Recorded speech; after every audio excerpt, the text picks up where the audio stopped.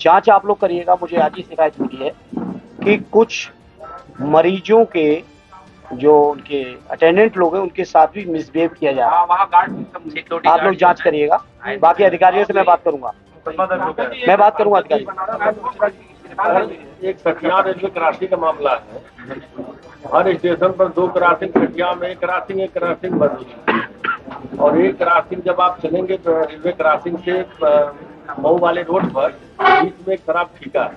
वहाँ पर पटरी तो 1.5 फुट गहरा हो चुकी है और बीच भी टूट चुकी है और लोडर गाड़ी आती है, तमाम बच्चे बच्चियां पढ़ने जा रहे हैं। इतनी दुर्व्यवस्था। हालांकि इस मुद्दे को मैं उठा चुका हूं, लेकिन आज आपने जिक्र किया, मैं फिर से उठाऊंगा। सर एक प्रेशर सड़क पर पटरी तो बन जाए जो है आने जाने के लिए। सांसद जी, आजमगढ़ में अमृतिकापुरी धाम आजमगढ़ की आध्यात्मिक केंद्र है, आध्यात्मिक राजधानी है और आज 45 सालों में सबसे ज्यादा केंद्र का उसके लिए कॉरिडोर की मांग कर हमने कई बार कर रहे हैं कि कोई सुन नहीं और इवन विधानसभा के अंदर उसे प्रश्न के रूप में क्यों नहीं उठाया जा रहा है। ये हमारे विधायक लोग सुन रहे हैं, हमारे माननीय विधायक बैठे हैं, इसको उठाएंगे।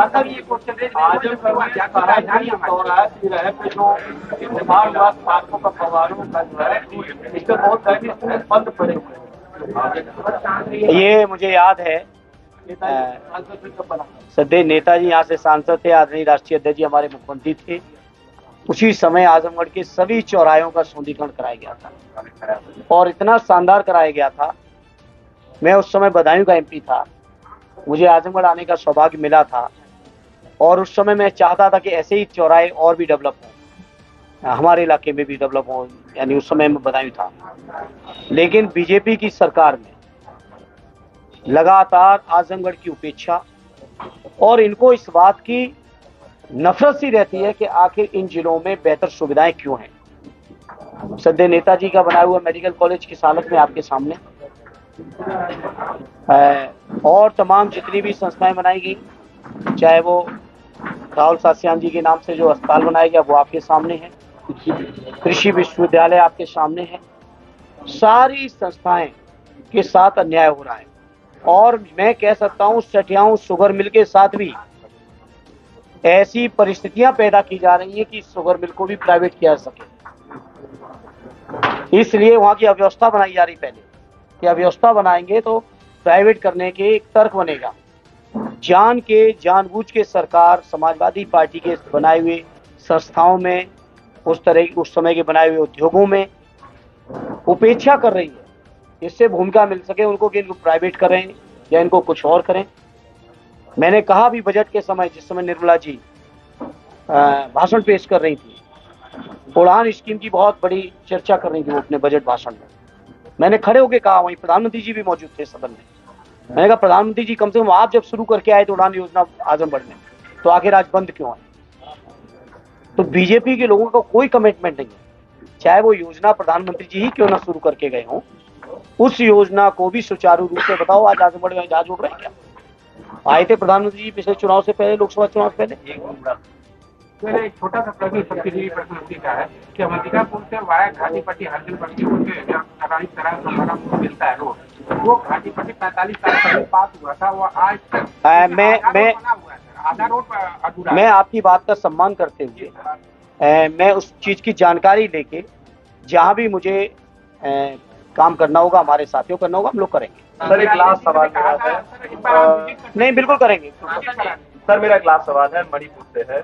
मणिपुर को लेकर के आप क्या सोचते हैं? जिस तरीके से राष्ट्रपति शासन वहां लगा दिया गया है और आप एक सांसद हैं, किस तरीके से देखते हैं? देखिए, मणिपुर में राष्ट्रपति शासन आज नहीं, मणिपुर में राष्ट्रपति शासन उसी समय लगाना चाहिए था जिस समय हमारी माताओं बहनों के वो वीडियो तक निकल के आए, जो मैं समझता हूँ कोई भी सभ्य व्यक्ति, कोई भी संवेदनशील व्यक्ति देख नहीं सकता, स्वीकार नहीं कर सकता।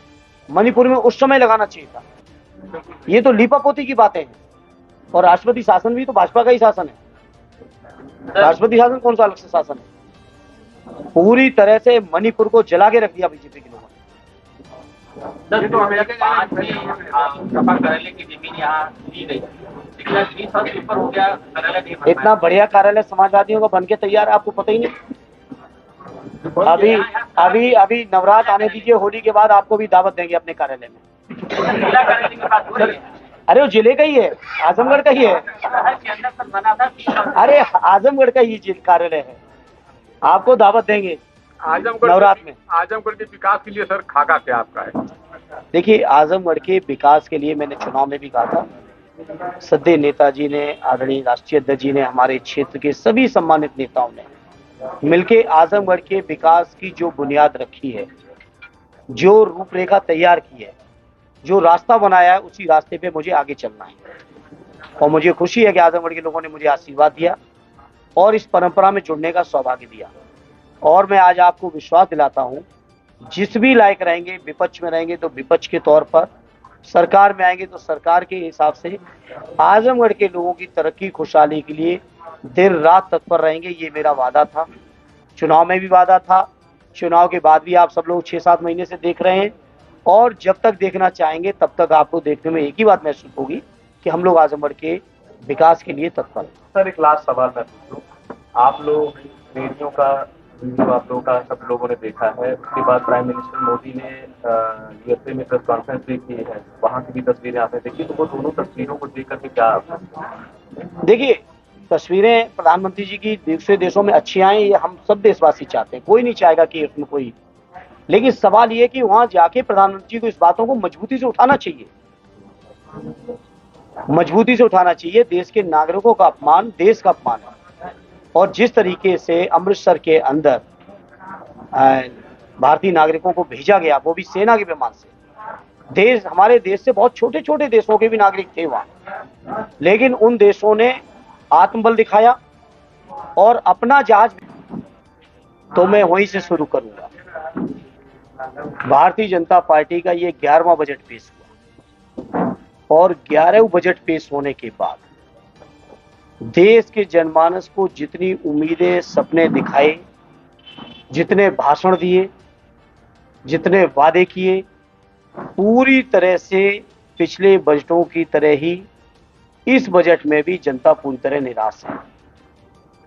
लोगों को उम्मीद लगी थी कि शायद किसानों के कहीं कर्ज माफ हो, नौजवान उम्मीद कर रहे थे कि शायद रोजगार के कोई नए अवसर दिखेंगे बजट में।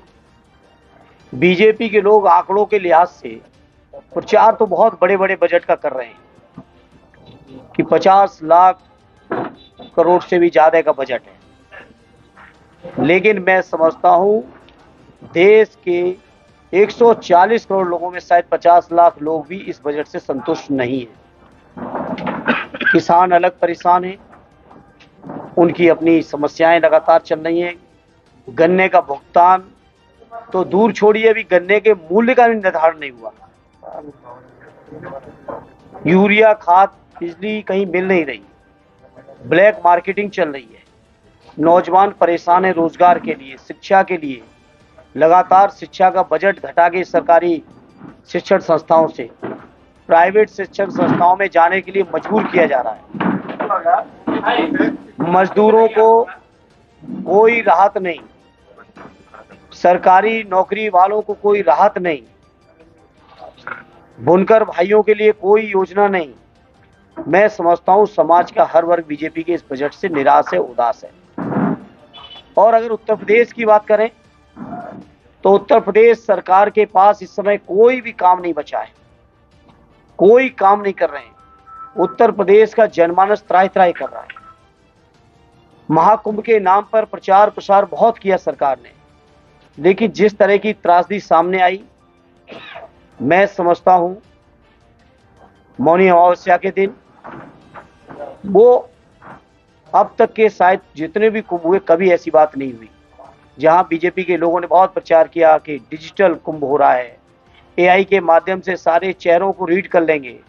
आंकड़े भी मुख्यमंत्री जी दिखा रहे हैं कितने करोड़ लोगों को उन्होंने वहां संगम स्नान किया है, लेकिन आज तक इस बात का आंकड़ा नहीं आया कि कितने लोगों की भगदड़ में मौत हुई, कितने लोग अभी भी गायब हैं, जो गायब है वो किस अवस्था में, उसके बारे में आज तक मुख्यमंत्री और पूरी सरकार की तरफ से कोई भी बयान नहीं आया।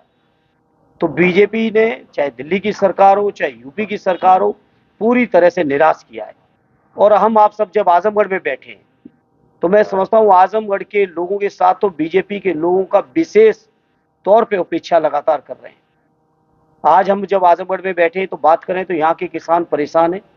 कहीं नहरों में सिंचाई के लिए पानी उपलब्ध नहीं है, कहीं सरकारी संस्थाओं में खाद नहीं मिल रही है, कहीं गन्ने की पर्चियां नहीं मिल रही हैं, और पर्चियां दी जा रही तो ये कह दिया जा रहा है कि 3 दिन के अंदर गन्ना तैयार करके मिल में पहुंचाओ। स्वाभाविक है, व्यवहारिक तौर पर किसी भी किसान के लिए पर्ची मिलने के 3 दिन के अंदर गन्ना तैयार करके मिल में पहुंचा पाना व्यवहारिक तौर पर संभव नहीं है। और जब वो गन्ना लेके पहुंच रहे हैं तो उनकी पर्चियां इनवैलिड कर दी जा रही है, एक्सपायर कर दी जा रही है। तो किसान पूरी तरह परेशान है, चाहे गन्ने के भुगतान को लेकर, गन्ने की खरीद को लेकर, खाद को लेकर, सिंचाई के पानी को लेकर। बिजली की व्यवस्था आप सबको पता ही है, बिजली से सिंचाई के लिए किसानों को बिजली समय से उपलब्ध नहीं, कहीं थोड़ी बहुत उपलब्ध भी है तो इतने फर्जी बिल बन के आ रहे हैं, जो 2-4 हज़ार के बिल आने चाहिए वो लाखों में आ रहे हैं। और ये केवल किसान ही नहीं, इससे तो मैं सोचता हूँ बिजली के सारे उपभोक्ता, आप सब लोग भी परेशान होंगे। जिस तरह के बिजली के नए मीटर आ रहे हैं बिल बढ़ाने वाले, और फिर अधिकारी कर्मचारियों के साथ लेन देन करके बिल कम हो जा रहे हैं। ये सब चीजें आपके सामने हैं। नहरों की पानी का मैंने जिक्र किया, सिंचाई में पूरे जिले में कहीं भी किसी भी नहर में कोई पानी उपलब्ध नहीं हो रहा है। थाना तहसील लूट का अड्डा बन चुके हैं, भ्रष्टाचार का केंद्र बन चुके हैं। कोई भी प्रशासन के लोगों की, अपने कर्मचारियों के ऊपर कोई ऐसा कंट्रोल नहीं है कि जनता को निष्पक्षता के साथ, ईमानदारी के साथ प्रशासनिक व्यवस्था मिल सके। बिजली विभाग लगातार धरने बैठा है एक महीने से निजीकरण को लेकर, क्या कहना? मैं समझता हूँ बिजली विभाग को निजीकरण किसी कीमत पे नहीं जाना चाहिए। और ये बीजेपी के लोग जब विपक्ष में थे तो निजीकरण के खिलाफ सबसे ज्यादा आंदोलन कर रहे थे, और आज केंद्र की बड़ी से बड़ी संस्थाओं से लेकर छोटी से छोटी नीचे की यूनिट्स तक को बीजेपी के लोग निजी हाथों में बेच रहे हैं, मनमाने तरीके से बेच रहे हैं, अपने कुछ पसंदीदा लोगों को बेच रहे हैं, और पूरे देश और प्रदेश की व्यवस्था उनके हाथ में देना चाहते हैं। समाजवादी लोग इस तरह के निजीकरण के खिलाफ हैं। खोखली हो रखी है, लगातार देश के ऊपर कर्ज बढ़ता चला जा रहा है। आप सोचिए कि 1,95,96 हजार करोड़ तक कर्ज हो चुका है देश के ऊपर, जबकि इनकी सरकार बनी थी तब केवल 55 लाख करोड़ था, 55 लाख करोड़ था, और आज 1,95,96 लाख तक हो चुका है कर्ज इनके ऊपर, पूरे देश के ऊपर। कर्ज की हालत ये है, डॉलर के मुकाबले में रुपए की वैल्यू जब उस समय बढ़ रही थी यूपी के समय पर, तो बीजेपी के लोग तरह तरह की बातें कर रहे थे, उस समय के माननीय प्रधानमंत्री जी का भी अपमान कर रहे थे। आज सोचो हमारा देश का रुपए कहाँ पे खड़ा है डॉलर के मुकाबले पर, अब तक की सबसे बुरी स्थिति में खड़ा है। उस समय भाजपा के लोग, स्वयं प्रधानमंत्री जी कहते थे कि केवल रुपए की वैल्यू नहीं गिर रही बल्कि देश की साख गिर रही है। तो आज माननीय प्रधानमंत्री और बीजेपी के लोग बताएं कि देश की साख कहां पर खड़ी है। मैं समझता हूं बीजेपी की सरकार में, चाहे लखनऊ में हो या दिल्ली में, दोनों सरकारों ने मिलकर देश की साख को भी गिराया है, देश की अर्थव्यवस्था को गिराया है, देश को तमाम तरह की परेशानियों में झोंका है, चुनौतियों में झांका है, कोई भी समस्या का समाधान नहीं किया है इन्होंने। शासन जी, एक सवाल है, दिल्ली में जिस तरीके से हादसा हुआ है रेलवे स्टेशन पे, ये अपने आप में बहुत सवाल खड़े करता है, क्या रिएक्शन है इस पे आपका? बहुत दुर्भाग्यपूर्ण है, और मैं समझता हूँ कठोरतम कार्रवाई होनी चाहिए। जो लोग भी दोषी हैं इस तरह के नहीं होने चाहिए, इसी तरह के हादसे को कोई भी स्थान नहीं होना चाहिए। लोगों की जान की कीमत को समझना चाहिए। हालांकि बीजेपी के लोग इतने संवेदनहीन हैं कि इनकी नज़रों में लोगों की जान की कोई कीमत नहीं है। कुंभ के नाम पर जहां इतने लोगों की जान गई हो, वहां पे आप सोचिए, बड़े बड़े संतों ने कहा कि इस तरह के हादसे के बाद फूल बरसाने से लेके वहां तमाम चीजें नहीं होनी चाहिए थी, वो भी की। तो ये बीजेपी के लोग संवेदनहीन लोग हैं। अच्छा, जिस तरीके से दुष्प्रचार किया गया है कि 144 साल के बाद ये कुंभ आया है, इस तरीके की भी बातें सामने आ रही है। लालू प्रसाद यादव का भी अभी बयान आया है जिसमें उन्होंने बताया कि ये सब बेकार की चीजें हैं, इसको लेकर। देखिए, मैं तो खुद इलाहाबाद रहा हूँ, 2001 के कुंभ के समय में वहां का छात्र भी था। अनमूनन देखी है, कोई न कोई हर कुंभ में ही इस तरह की चर्चा हुई है। अब वो क्या है वो संत लोग जाने, लेकिन हम इतना जरूर कह सकते हैं, बीजेपी के लोगों ने प्रचार प्रसार के अलावा कुछ भी नहीं किया, व्यवस्था के नाम पे किया नहीं कुछ। जहां मुख्यमंत्री जी कहते थे हमने 1 करोड़ लोगों की व्यवस्था की है स्नान की, और अभी 2 दिन पहले बयान दिया कि 49 करोड़ लोगों ने किया, तो उनकी व्यवस्था से तो अभी आधे लोगों ने स्नान किया। वो अगर मुख्यमंत्री जी की बात को ही माना जाए, फिर ये भगदड़ क्यों हुई, फिर ये अव्यवस्था क्यों हुई, फिर ये पिछले कई हफ्तों से लगातार 2-2, 3-3, 400 किलोमीटरों के जाम क्यों लग रहे हैं? आखिर व्यवस्था कहाँ है उनकी? सांसद जी, जो आपने कुंभ में घटना की बात कही है, विपक्ष तो समाजवादी एंगल से उसको देख रहा है। उनका ये कहना है कि बसों से समाजवादी पार्टी के कार्यकर्ता है और वहां पर उन्होंने एक उत्तेजित नारे लगाए और धक्का दिया और इस तरह की चीजें। नहीं, इससे ज्यादा अशोभनीय बात कोई हो नहीं सकती, कोई नहीं हो सकती। आखिर उनके ड्रोन कहाँ गए, उनके सीसीटीवी कहाँ गए, उनको जो एआई से लोगों को आइडेंटिफाइड कर रहे थे वो कहाँ गए? इस तरह की बातें नहीं करनी चाहिए। जिस किसी ने भी की है उसको सोचना चाहिए, या फिर तो उसकी बुद्धि पर ही तरस आ सकता है। इससे ज्यादा मैं कुछ कहूंगा। कार्रवाई को लेकर के क्या कहें? अभी रेलवे की तरफ से कोई कार्रवाई का आश्वासन नहीं दिया गया है, लापरवाही है, क्योंकि जब एक स्टेशन पे ट्रेन आने वाली थी तो उसको डाइवर्ट दूसरे स्टेशन पे किया गया है। तो इसी तरह की घटना पिछले कुंभ में जब आदरणीय राष्ट्रीय अध्यक्ष जी मुख्यमंत्री थे उत्तर प्रदेश के, इलाहाबाद के में भी इसी तरह की गई थी। ये करने का जिस किसी की भी गलती है, जो भी दोषी है, उस पर कठोरतम कार्रवाई होनी चाहिए। लोगों से की जान से खेलने का अधिकार और हक किसी को नहीं है। सांसद जी, आजमगढ़ के विकास के लिए जितना बजट का आवंटन होना चाहिए, जो कार्य योजना वगैरह है वो नहीं आ रही है, मंजूरियां नहीं हो रही है, इसको लेकर क्या कहना है? मैं बताऊं, अगर केंद्र सरकार की बात शुरू करूं तो आजमगढ़ की तो अकेले बात छोड़िए, पूरे उत्तर प्रदेश का नाम नहीं है बजट में कहीं। आप गूगल कर लीजिएगा, फाइनेंस मिनिस्टर का भाषण पढ़ लीजिएगा, पूरे उत्तर प्रदेश का ही कहीं नाम नहीं है। और अगर उत्तर प्रदेश की सरकार की बात करें तो आजमगढ़ चूंकि समाजवादियों का गढ़ है, सदैव नेताजी आदरणीय राष्ट्रीय अध्यक्ष जी का ये क्षेत्र है, समाजवादियों को मानने वाला क्षेत्र है, तो इसकी तो लगातार उपेक्षा हो रही है। मुझे एहसास है इस बात का। यहाँ की सड़कों की मरम्मत का पैसा स्वीकृत नहीं हो रहा है, नई सड़कों का पैसा स्वीकृत नहीं है। यहाँ के ट्रांसफार्मर मैं समझता हूँ फूक जा रहे हैं, तो महीनों महीनों नहीं बदले जा रहे हैं। हम तमाम जनप्रतिनिधियों ने यहाँ से लेके लखनऊ तक जाने कितनी चिट्ठियां लिख चुके हैं, जाने कितना प्रतिनिधिमंडल हमारे मिल चुके हैं माननीय विधायकों के। दिल्ली के अंदर संसद से लेके मुलाकातों तक जो करना चाहिए एक जनप्रतिनिधि के तौर पर, मैंने आदरणीय दरोगा जी ने और हमारे आसपास के सांसदों ने, चाहे वो घोसी के हों, अम्बेडकर नगर के हों, जौनपुर के हों, मछली शहर के हों, हम कई सांसदों ने मिलकर लगातार प्रयास किया है, लेकिन अभी भी कोई भी योजना उन्होंने नहीं सैंक्शन की है।